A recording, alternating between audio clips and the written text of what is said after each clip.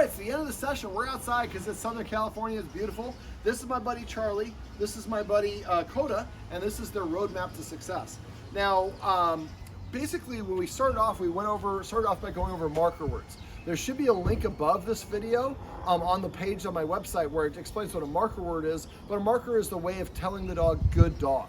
So we say yes is the marker we came up with here every time the dog does the thing we want. So for example, if I want to mark him sitting, Charlie, yes. I said yes when his butt hit the ground. So when we were doing hand targeting, the exercise I used to help people practice their timing, I go like this. Yes. When he touches his nose to my hand, I said the yes, then I delivered a treat. So yes is what you want to say. Now when you say yes, don't say any other words for 5 seconds. Let him hear that. Yes. That's celebrating. We'll talk about that in a second. Okay, so we went over marker words. We also went over hand targeting. There'll be a video for that as well. And remember, when we did hand targeting, we're saying yes when he touches his nose to our hand. And if he doesn't touch, if he goes this far but doesn't touch, don't say yes. We only say yes when he is successful. Now you can use the marker or the hand targeting to get him to look in different directions. You're supposed to look this way. It's like, I didn't do it enough. But it also can be an alternative recall, and it's just an exercise I like to go over to help people practice their timing. We also went over celebrating. Celebrating is the absolute easiest way to train any dog. Celebrating is simply waiting for your dog to offer a behavior that you like, saying your marker word, and then petting them when they do it on their own without you asking. So every time your dog comes to you, say yes and pet them under the chin. Every time they lay down, yes and pet them. Every time they drop things, give you eye contact, whatever it is. And I've had people say, well, do I have to thank my dog every time it does everything? Every time you give your dog attention, you're rewarding them for whatever they're doing right before you gave them attention. Most of us make a really big mistake. We give it, the dog jumps up, we say, get down. The dog barks, we say, stop. They get in the trash, we say, no. So all the things that we don't want gets the dog the thing that the dog wants, which is your attention. And for a dog, bad dog, good boy, are about the same thing. So celebrating helps us get mindful and focus on rewarding the dogs for the things we want. After a while, the dogs will come and sit in front of you to prepay for the attention. So make sure you get in the habit of rewarding the behaviors that you want. Now, when they jump up on you or do things you don't want, make your base wide if you're standing, cross your arms across your chest or across your operated area, and then freeze and wait for the dogs to get down. When the dog gets down, then I tell them to sit or lie down one time. If they sit or lie down, I say yes and give them a treat. If they don't, then I just stop asking.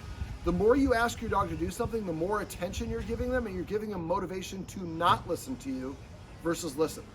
So when I tell you to do something, if you do it, great. If you don't do it, nothing happens.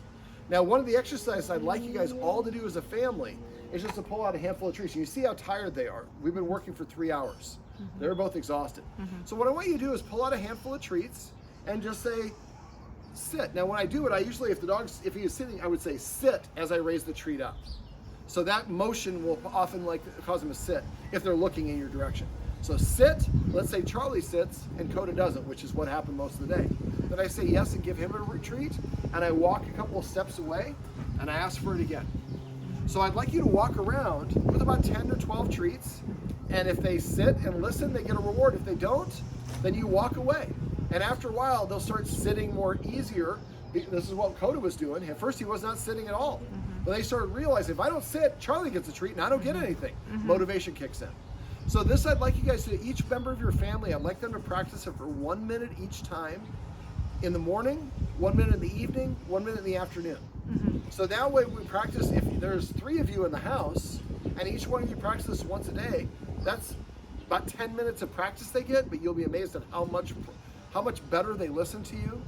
And if you're celebrating, they're going to start sitting down to prepay for that attention. But if they jump up on you, don't tell them to sit and then reward them for sitting, because they think that's all the same thing. I jump up, then I sit down, then I get a treat. We don't want the jumping at all. Now when you come in your house, I didn't go over this with you, but if we come in, now the dogs are mostly outside. So if we come through the gate, they're jumping up on us because there's a little bit of a step down. So I'm guessing they jump up on you guys. You guys probably drive through the electric fence and all that. But basically have some treats in your hand. Now, when I started the session, the guardians were holding the treats up here and the dogs were jumping because the treats are up here. So when you come in, if you have treats down here in your hands and they can smell those treats, they're touching their nose to your hand instead of jumping up. Now, this is another reason why I teach hand targeting. So, but if you hold the treat up here, they're going to probably jump. So if you notice they're jumping, you're holding the treat up, put it down.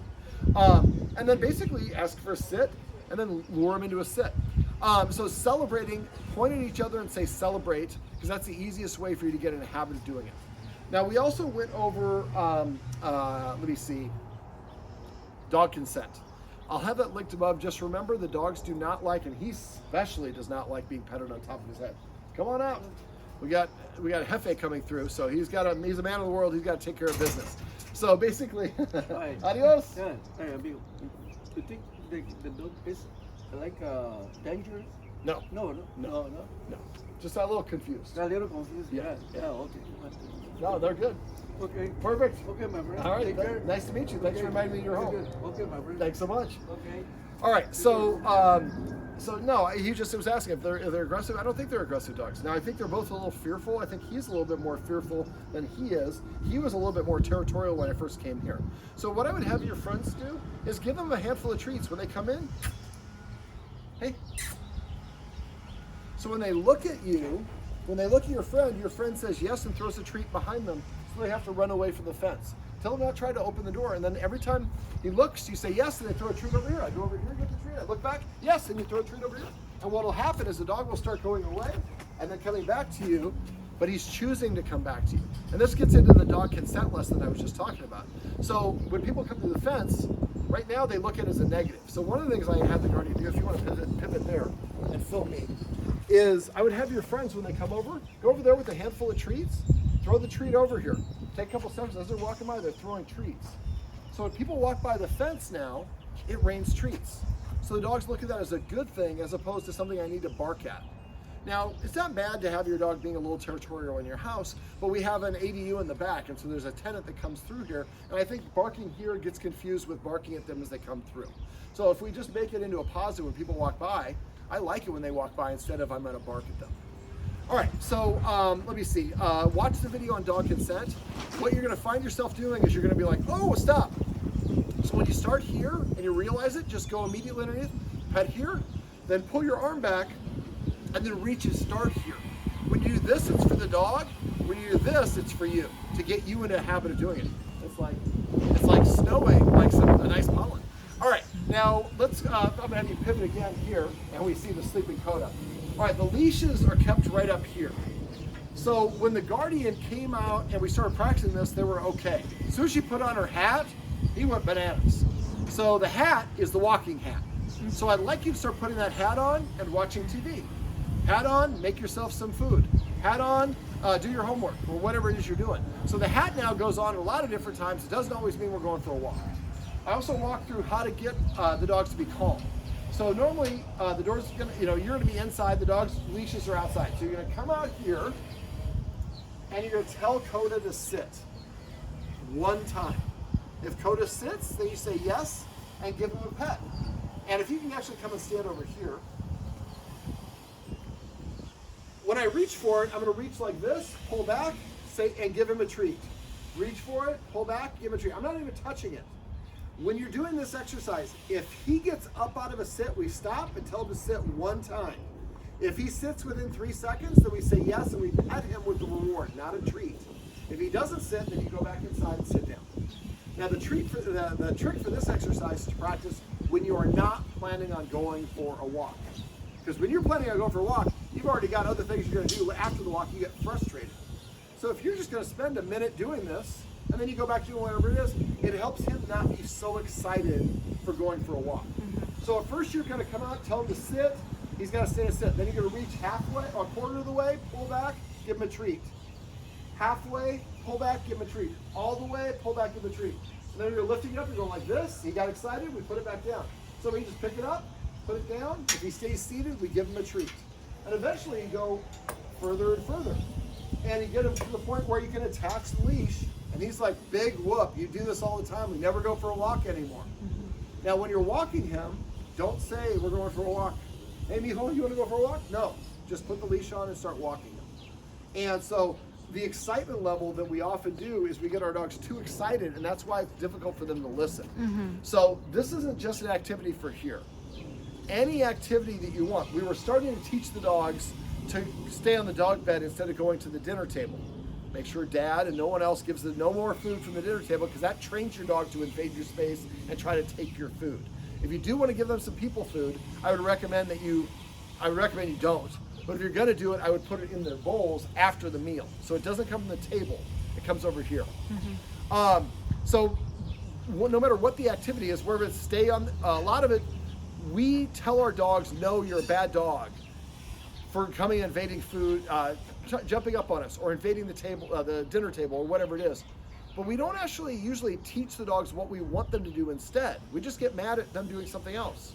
So if you don't want your dog to go to the dinner table, teach them to go to a dog bed. Say, what is it? Colima. Colima, Yeah. and throw a treat on there. When the dog steps on the dog bed, say yes, and then they lick up the treat and wait for them to exit the dog bed and repeat that. And after I do that about 10 times, the next time I do it, I would say, Colima, throw a treat, yes, when he steps on it, and do that 4 times in a row. The 5th time I say, Colina, and pretend throw the treat. If he goes over there, I say yes, and then I give him the treat. We want to switch it to where we say, Colima, and he goes over there, then we reward without having to throw the treat. Okay. Now, once we've done that, let's say that my bag represents the dog. So it's sitting on the dog bed, and this is the dinner table, is that igloo back there. So if I want to walk back there, I would take a step back, come back. If he stayed to sit, I say yes and give him a treat. If he got up when I moved away, then I make this into a smaller step. That's a half a step, or a quarter step actually. This is a half step. This is a quarter step. So when I turn away, what does my body do? This. Yes. So now I'm going to do it from the waist down. Yes, treat. Yes, treat. Yes, treat. So I always start with 3 of them, just like I did there. Then I do the top part of my body. Yes, treat. Yes, treat. Yes, treat. Then I do a half step. Yes, treat. Yes, treat. Yes, treat. Now I'm counting this out, and I want to make sure that you guys have clean mechanics. By that I mean each step is separated. So if the dog stays seated, I do my move, I finish my move, I say yes, then I deliver the treat. I'm not saying yes, and I'm not mixing them together. Does that make sense? Yes. So no matter what the activity is, ask yourself, if my dog struggles, how can I break that 1 step into 2 steps, 4 steps, 8 steps, however many steps you need to, and practice the first step over and over and over till the dog has that easy. Then go the first step and the second step, and keep on doing that until the second step is easy. Then 1, 2, and 3, and keep on going until the dog can do all the steps. But you do 1 step, 2 steps, however many it is, and then you come back and give them a treat. So you give them motivation to want to stay seated there. And again, if he gets up out of the sit for the dog bed, then I lure him back on here, tell him to sit, and I reward with a pet. I want to reward, just not the same value as if the thing that I want to do. Otherwise, he gets paid the same thing if he does what he wants versus what I want. Now, we talk about the food here. There's food left in the bowl. And the wild dogs spend up to 90% of the time looking for food. It's the most important activity for them. When they find or capture or scavenge food, they eat until they are satisfied. When they're satisfied, they walk away. When a dog walks away from food, they're saying, I'm done. When we leave food, now in the wild, they spend up to 90% of their time looking for food. When we leave food in the bowl all the time, it no longer has any value. It's always there. So I do what I call structured feeding. What I would do is come out, feed them their food, and some dogs will only eat when you eat. So maybe you eat a banana or some cereal or whatever it is you want to eat. As soon as, if this is the bowl, as soon as I walk away, then I pick up the bowl and I dump it empty and I put the empty bowl back down. There's no more food until the next day unless I'm doing some training like this other stuff we were talking about. That's okay because that'll spike his appetite a little bit. Okay. And then usually this is not until dinner of the 3rd day before dogs will actually go and eat their food. Do not cheat. Hunger is your ally. Hunger is going to help motivate your dogs to eat. If you're the ones that are providing the food, that creates more of a motivation and a leadership hierarchy. I call it having a healthy leader-follower dynamic. I want them to identify like a member of the family, but just more like a child to a parent as opposed to something else. So the idea is we want to make sure the food, when the food gets presented, they eat right away, because that way whoever's feeding them is, again, they're practiced at listening and being on a regular schedule. Dogs that are a little bit insecure, a regular schedule helps them feel a little more comfortable. Now, we also have dogs that probably don't get exercise as much as we like. So for him in particular, he only likes to walk one particular path. I think he escaped, and might have gotten hit by a car or scared by a car, because he doesn't like riding the car. He won't cross a busy street on the walk. So what I would do is I would take him to a park, walk in the middle of the park. Now remember, dogs burn almost twice as much energy on a walk by sniffing than not sniffing. So let him walk around and sniff as much as he wants to do. And if he wants to stop, sniff, wait. Unless there's a reason for you to move him off, that's like him watching TV. So let him get all his sniffs in. You'll be amazed how much energy that will drain. And now you get him walking in different paths as opposed to the path that you're on in your neighborhood. Let me see. Exercise. You can also get some creative forms of exercise. Do they like to play fetch? No, well, he likes to just keep the ball. Okay. And he does not. He just observes. He observes? Okay. Yeah. So for him, what you could do is maybe once you take away the food all the time, food has a little bit more value. So you might get a treat like, I like to use Charlie Bears for this. Charlie Bears, if I have a kid here, it's Charlie with 2 E's, C-H-R-L-E. This is what they look like, little wafers. Okay. Now, if I throw one of these, it has a sound. I don't mean to disturb him, he needs to sleep, but, so if I want to get him some exercise, hey, Koda, you gotta let him finish eating first. He's playing with his food, don't play with your food. Here you go, buddy. Koda, fetch, or find it. Yes. So if you sit up here and he come, Koda, come.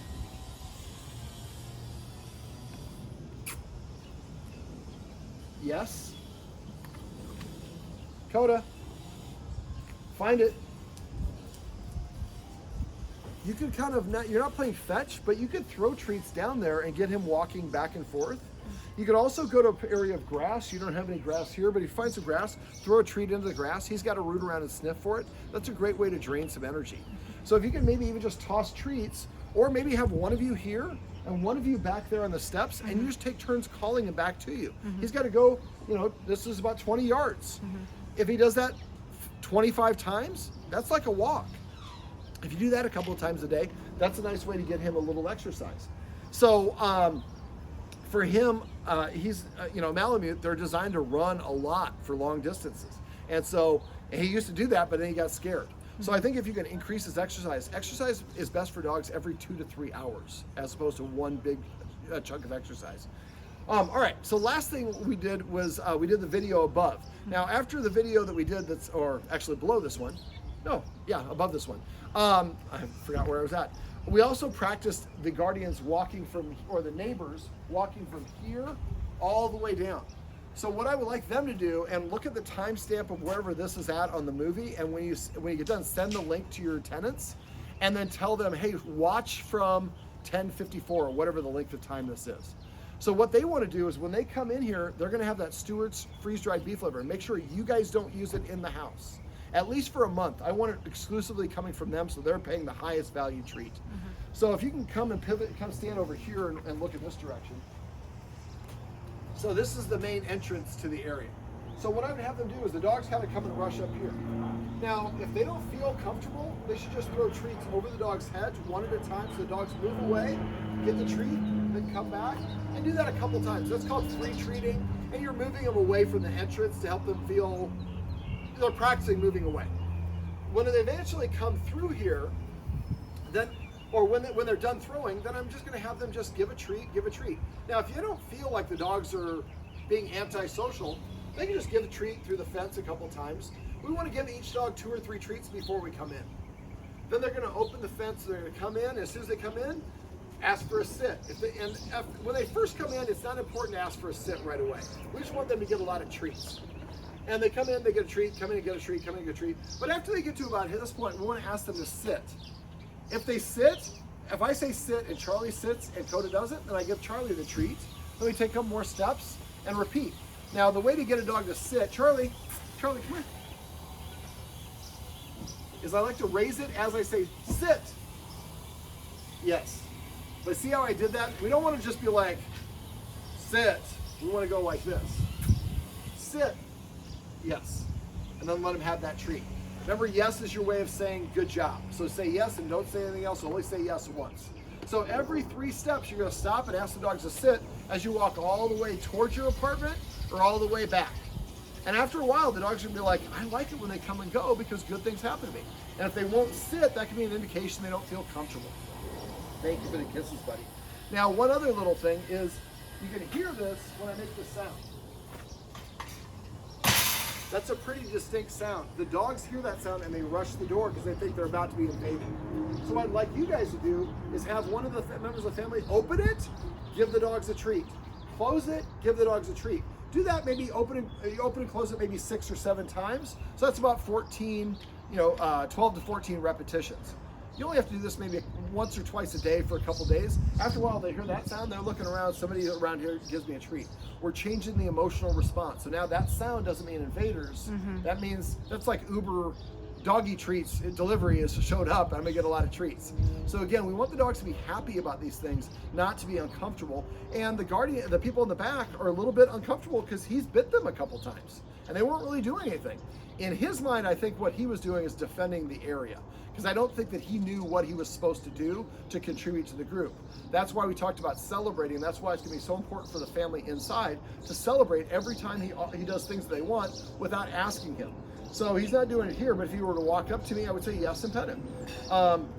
Right now he's being a little bit off, but if he comes and sits down, you're gonna pet him. So after a while, Coda knows sitting is a great way to get attention. Coming is a great way to get attention. Just remember to go underneath. Underneath. There you go. As she's filming it, he's like, no, please stop petting my top of my head. Dogs don't like it when we start petting him on top of the head. Underneath, if the nose goes up, he gets sleepy eyes, he puts his paw on top of you, he leans on you or he licks you. That's his way of saying, I like what you're doing. If he turns away, ducks his head, his ears flip back or he doesn't look at you, that's his way of saying, I don't like that. So the more that we listen to him, the more confident and comfortable he's gonna be. Instead of having the guy hitting on him at the party over and over again, he told them no and they listened to him. So he doesn't have to expend any extra capital.